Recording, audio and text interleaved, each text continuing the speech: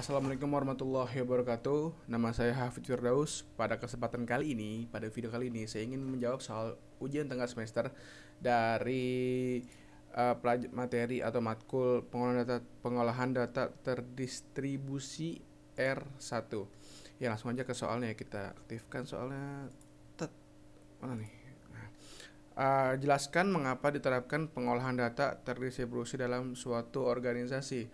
Ya, sebenarnya tujuan utama kita sih katanya PDT ya.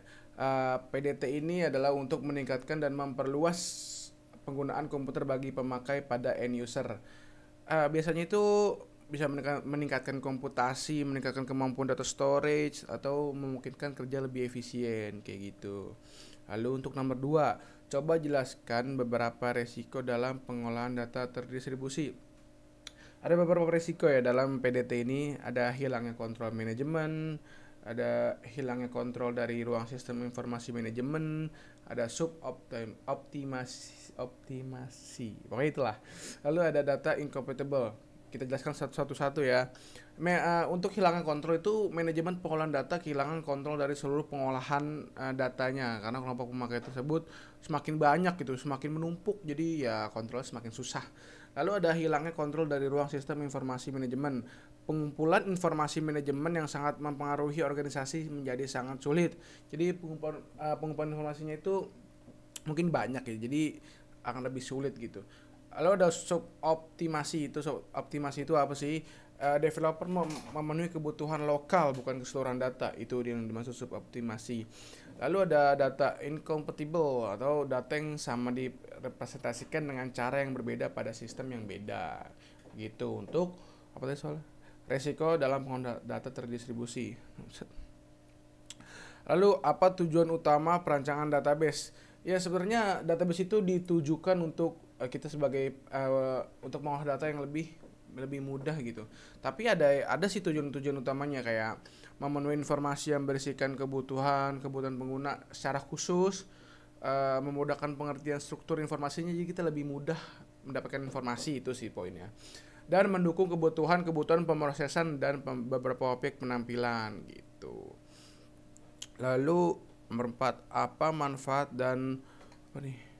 Kerugian data terdistribusi.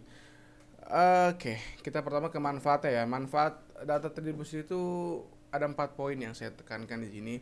Yang pertama adalah kinerja lebih baik. Lalu ada alasan ekonomis. Maksud alasan ekonomis itu merancang sistemnya itu jangan sederhana gitu untuk perancangan sistemnya. Ini apa soal tadi? Database kan? Ya, lebih sederhana. Lalu untuk ada alasan modularitas. Alasan ini bahwa sistem-sistem yang bekerja dalam basis data terdistribusi dapat dimodifikasi. Jadi misalkan ada data entry baru bisa diubah dengan sangat mudah, itu sih intinya. Lalu ada alasan organisasi dan otonomi pada sistem-sistem yang berpartisipasi. Contohnya itu perusahaan terdapat secara departemen dengan pengelola distribusi. Perusahaan dapat misalkan perusahaan ini punya cabang. Nah, dengan adanya PDT ini lebih mudah menginformasikan ke seluruh cabangnya itu. Lalu ada apa namanya tuh soalnya tadi, kerugian ya. Kerugiannya itu masalah kompleksitas ya. Iya, karena untuk orang awam ini mungkin emang agak sulit untuk pembuatan PDT ini gitu. Terus masalah desain. Itu bahwa desain yang dibuat harus memperhatikan arsitektur komputer yang terdiri atas sistem-sistem terpisah. Jadi ya menyesuaikan komputer yang ada di perusahaan gitu. Lalu ada keamanan data. Bukan hanya sistem yang harus diberi proteksi keamanan data, melainkan juga fragment-fragmentnya. Terus ada ya udah pasti biaya maintenance ya, karena nggak akan bisa yang dilakukan oleh bukan yang ahlinya gitu. Lalu lanjut ke nomor 5. Oke, maafkan soal nomor 5 nih. Apa pemahaman dari replikasi data dan kapan biasanya replikasi data ini dilakukan? Oke, replikasi data itu kita pahami dari kata replika. Berarti apa? Mengcopy atau membuat kembali ya, atau copy lah lebih tepatnya, copy paste gitu. Intinya sih replikasi adalah suatu teknik untuk melakukan copy dan pendistribusian data dan objek-objek database dari suatu database ke database lain. Jadi untuk mengopi sebuah database ya. Lalu kapan biasanya ini dilakukan? Replikasi ini dilakukan apabila sebuah organisasi atau sebuah perusahaan didukung oleh hardware dan aplikasi software dalam sistem terdistribusi yang sudah mulai usang atau sudah mulai mau diganti gitu. Hari ini dilakukan gitu. Mungkin cukup sekian dari saya, kurang lebihnya mohon maaf. Wabillahi, assalamualaikum warahmatullahi wabarakatuh. Kita stop.